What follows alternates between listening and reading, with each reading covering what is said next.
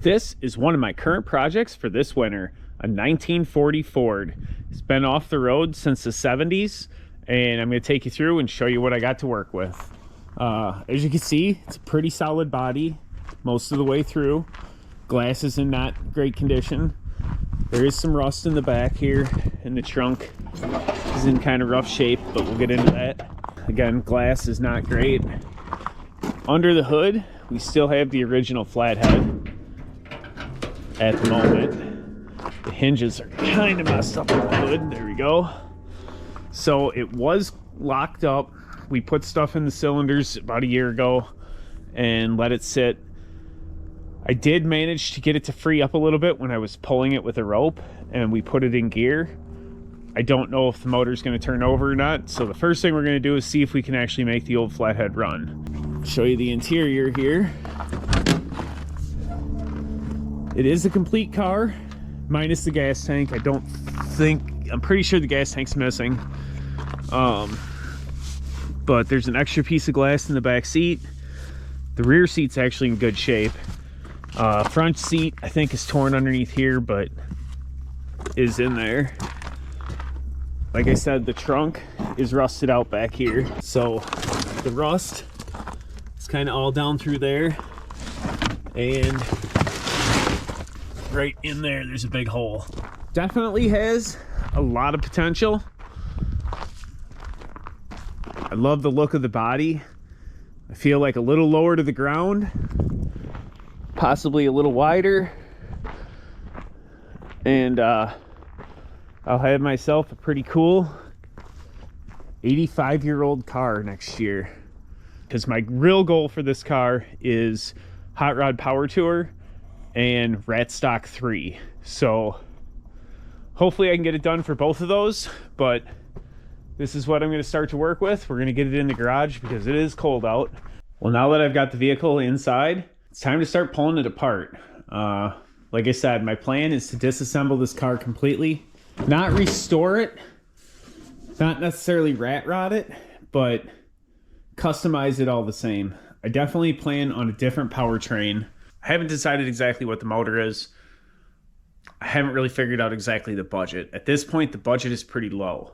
I want to see how inexpensively I can make this car run and drive reliably again. Like I said, the flathead that's in here, the engine was locked up.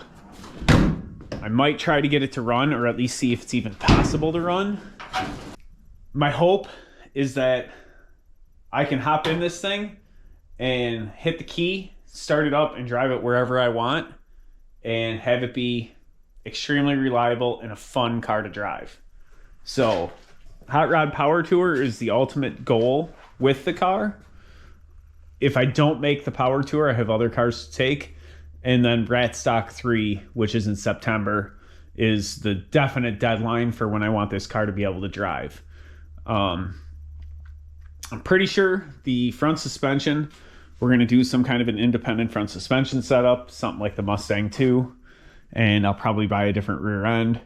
And then as far as the engine goes, it really comes down to what I can find that's going to be the best bang for the buck. Again, doing it on a budget or lack thereof is kind of the goal with this car. So how inexpensively can I put this thing back on the road? And it has to be safe and ready to go. Obviously, glass. I like the look of some of this glass.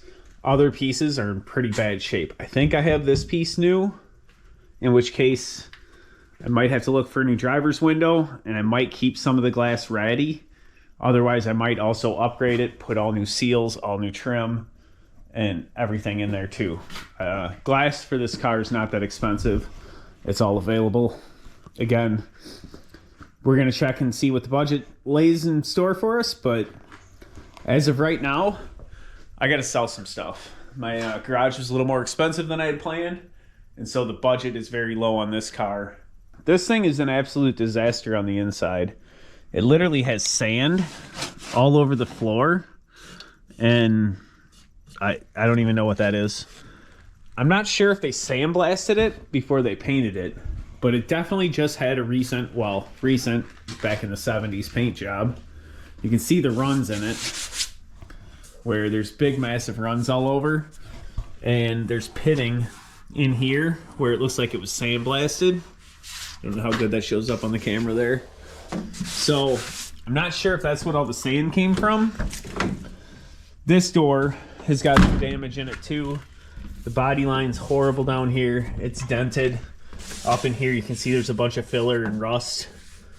So yeah, you can hear like metal, not metal. So I'm not even sure exactly what I'm going to find when I do get into this car as far as what kind of condition it's really in. I hope it's not all Bondo. This seems to be all metal here. Like I said, the paint here is all rusted out. I know that for sure. But let's go ahead and get the stuff that's in it out of it. And that way we can find out what we have when we look at the floor and stuff. So my goal over the next couple days is going to be to get the seats pulled, get the carpet chunks that are out of here, and get a vacuum and clean all this floor up. Possibly start taking the running boards and the fenders off just to see what kind of condition we actually have for the metal and the frame.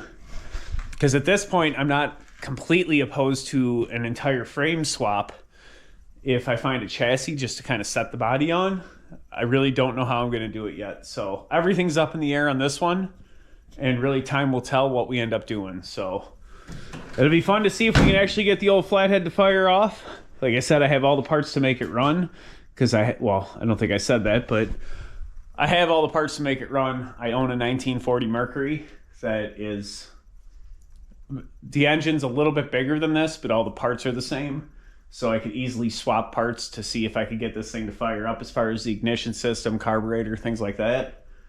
But if it's got stuck valves or any kind of an engine mechanical problem, I'm probably not going to waste my time because, again, I don't intend on using this engine. Part of fixing old cars is cleaning them when you receive them in this condition. So with the front seat removed, there's obviously a mess in here. This is pretty gross. We got a battery cable, a bottle opener, I don't know, a screwdriver, and whatever the deal is with the sand, there is just an absolute ton of sand in this car. I'm going to get a shop vac and get this all cleaned out of here and see what kind of shape the floor's in. Well, impressively, the floor's pretty solid. There's some surface rusting here, but there's no actual holes. It's got some wood in the toe boards here. There's some holes here. It looks like that's rusted through. And over in that corner, it looks like it's rusted through. But overall, it looks pretty good.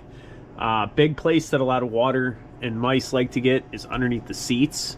So we'll have to see if the floor is rusted out behind the seat here. So I'm going to get this all pulled out next. And we'll get this pulled out and see what's inside the corners down in here. Water and stuff gets down the window track and down in here. So depending on what it looks like inside there, I don't know if this is all filled with Bondo and has been fixed or if it's actual metal. So I'll know a lot more when I get the panels off on the inside. Okay, well, I was 100% right about the mice. So, yuck. This is not the fun part of restoring old cars, because, yeah, this has been sitting for as long as I've been alive, and, ew. So, how absolutely gross is it? Well, they didn't just live here, they died here. Yuck. There's an actual skeleton.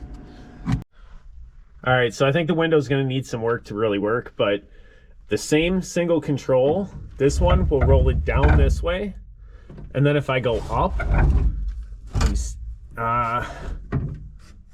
let me see if I can get it to open the other way. Okay, I think it's out of adjustment because it doesn't go all the way up, and we're already to this point where, oh no, it's still going up, isn't it?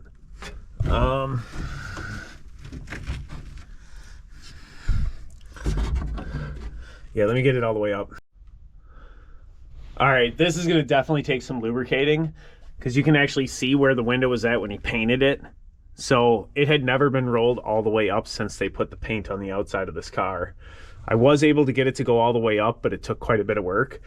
But now that we're all the way up, if you keep going up,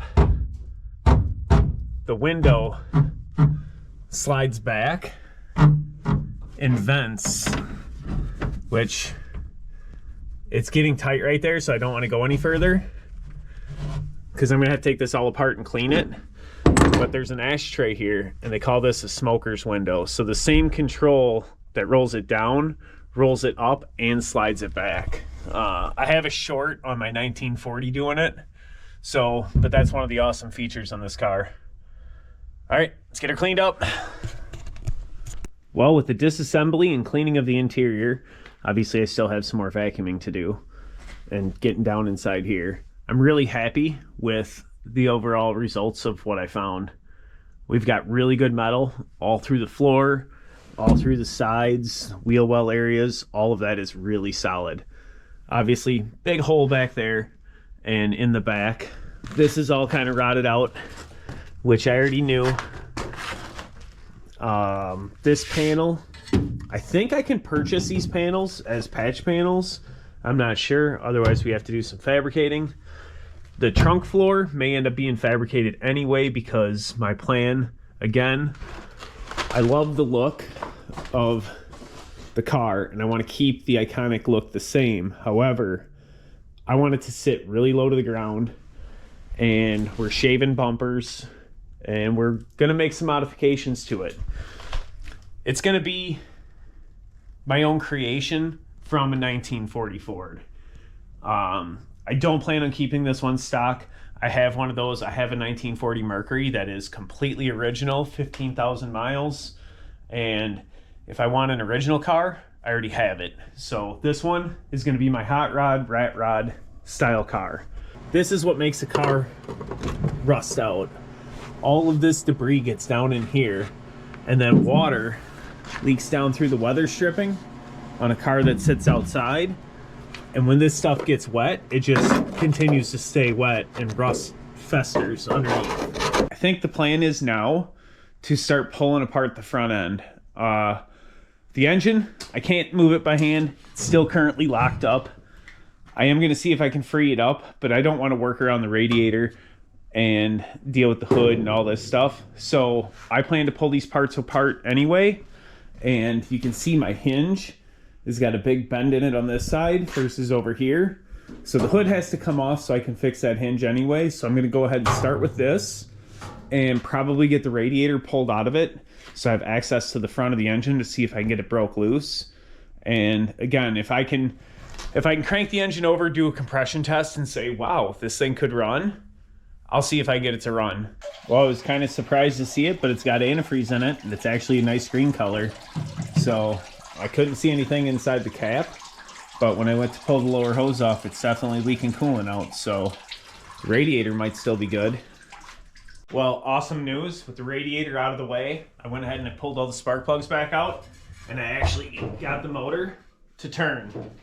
So it's definitely still stiff, but like I said, I got it to turn over when we were pulling it with the truck, in which case the engine does roll over. So I got it up in the air here just to show you how worn out the chassis was. Look at how loose the suspension is. Well, from the bottom side of the car, doesn't look too bad. Definitely a healthy coat of rust on the entire bottom, but like I said, it's pretty solid from the inside. So we'll have to boy, I wish it wasn't so cold out. I had my power washer. I'd try and pressure wash the whole bottom of this car. For what we plan to use, it looks to be in great shape. The frame doesn't seem to have any rusted out spots anywhere, but it does have a gas tank in it. I think the reason I thought it didn't was it had a boat gas tank on the passenger side floor when we got the car. And so I thought that the gas tank was missing. But it does have one. It's in here. I'm sure it's completely junk. Well, I feel like that's going to do it for this episode. I got pretty far on the car. I'm really happy I got it cleaned up, and I know what I have to work with now. The next step is going to find out if this engine's any good or not. And I think for the next video, we'll start that with a compression test to find out if this motor can fire or will fire. But Thanks for watching. Like and subscribe so you don't miss this thing getting put back on the road.